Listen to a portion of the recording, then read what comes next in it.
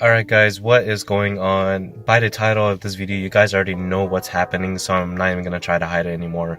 But just picked up Sparco Pro2000 seats for the car. Amazing, it looks completely nice with believe it's the louver like cushions on the side. I also picked up Buddy Club rails for the seat. So I went to Pristine actually, and Alvin and John hooked me up for the deal, so just came back and I'm about to install it, so can't wait. It's gonna completely change the driving experience for sure. So but let's get straight to the installation. Okay guys, so I already took off the stock seats and the rails. Didn't really need to show that, it was really self-explanatory.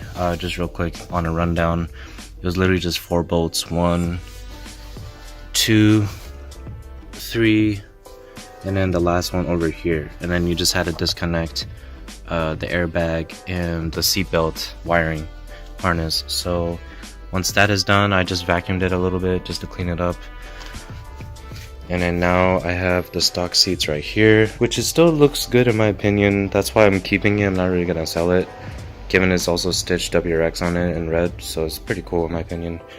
So got the Pro 2000 Sparco seat right here, just waiting for me to install it. I'm in the process right now of putting the rails on. So according to my friend at Pristine Parts, it's recommended that you install the rails first onto the car, only because when you want to install the seat, this needs to be adjusted. These 4 side mount brackets right here, they need to be adjusted to the width of the seat. And what I mean by that is right here, you guys can see how much like playroom I have. So I'm gonna go ahead and throw these 2 rails onto the car. I could probably use the same bolts too that were from the stock seats, so it'll be easier that way, and then from there I can adjust the width. The only issue I'm having right now is this little thing right here for the seat belt. It's being really annoying.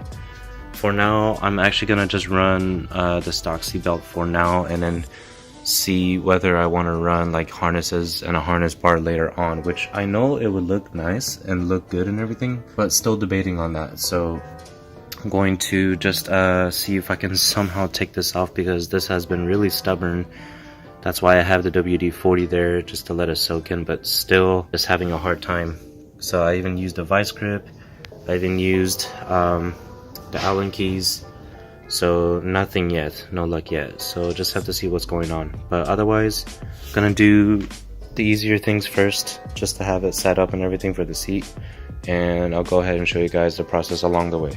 Alrighty guys, so I put the rails onto the car roughly though. I didn't really bolt it down too much, only those rails I did, because I can't really adjust it towards the wall, whereas this one I can. I still have this much of space, so this one's still able to adjust for now. And the whole reason why I'm kind of lagging on this process was because the seat belt on the stock seats, the bolt pretty much was torqued down really tightly, which makes sense because of safety and whatnot, but pretty much you just had to use, well, what I used was a breaker bar and then a torque head. Believe this is, not hard to read there, but that's the size I used, 1 1/4. I'm gonna go ahead and transfer this pretty much to the Sparco seats, and it's cool because I don't have to use that stupid bolt anymore. They actually give us a new bolt, which if I can find it somewhere here, oh, right here, would be this one. So much easier to use. Believe that's like probably a 16mm socket that I would have to use for this, but much more easier just to bolt the seatbelt on the side.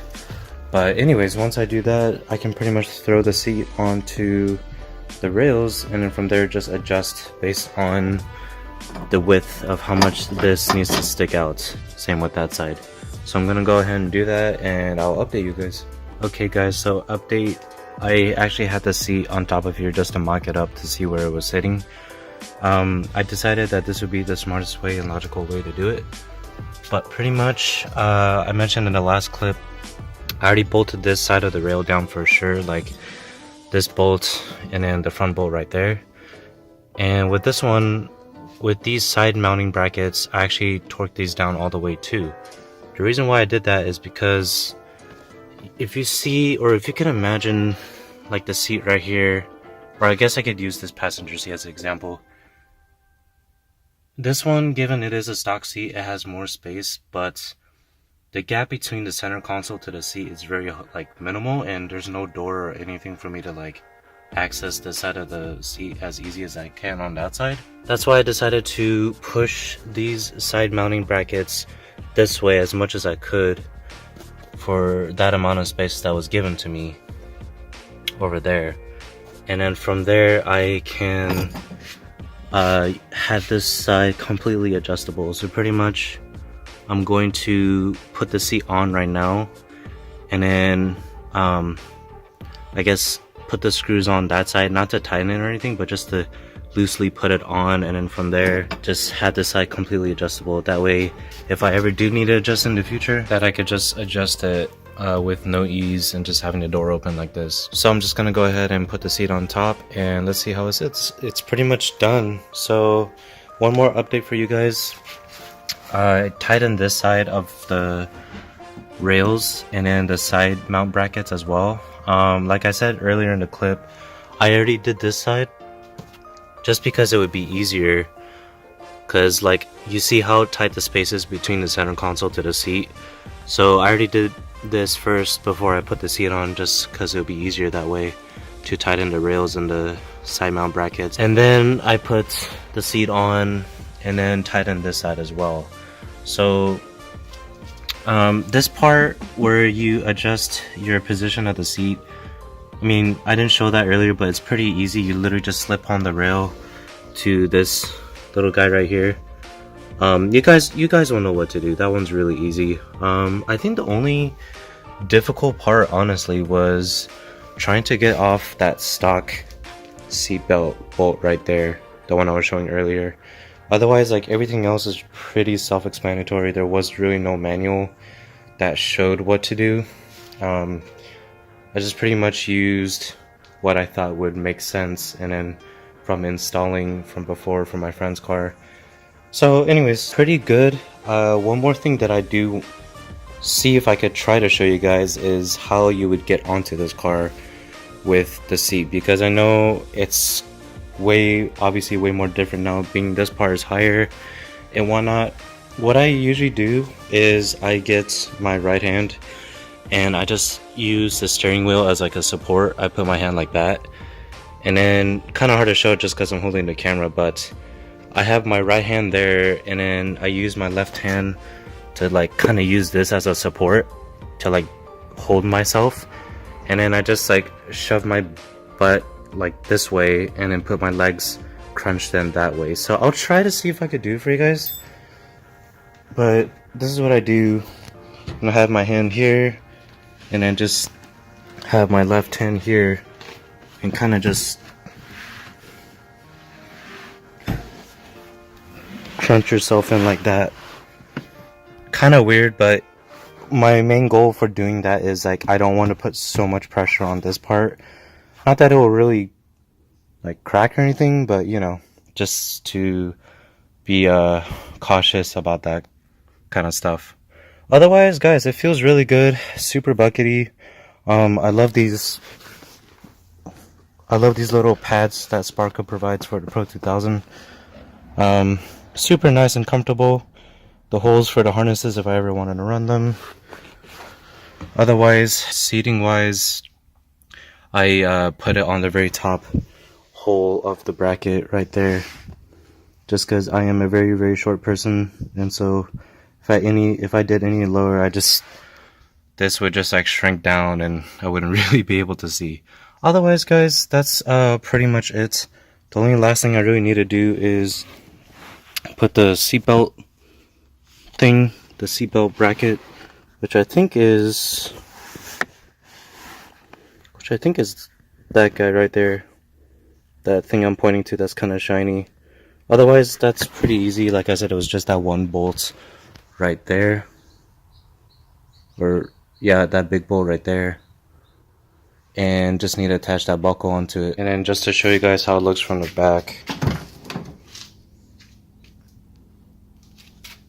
So pretty nice. Height wise, obviously the stock seat is a little higher than the Sparco, but Sparco for sure stands out. Don't get me wrong, I really love the stock WRX seats. They're actually really nice, hence why I'm still keeping that one just in case. But I know even some WRX seats don't even come with that like middle WRX part stitched onto it. So, and then given this is also red stitched. So really nice seat, honestly, but it wasn't as buckety as I would have liked. Hence why I bought this one. Also keeping the passenger stock just because I don't want my passengers to suffer sitting in a really tight seat like that.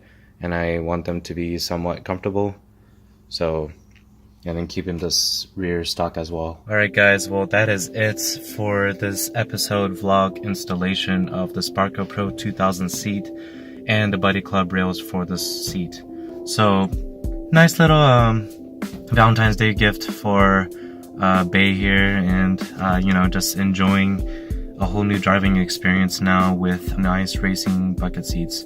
So I still like that WRX seat though, I really do.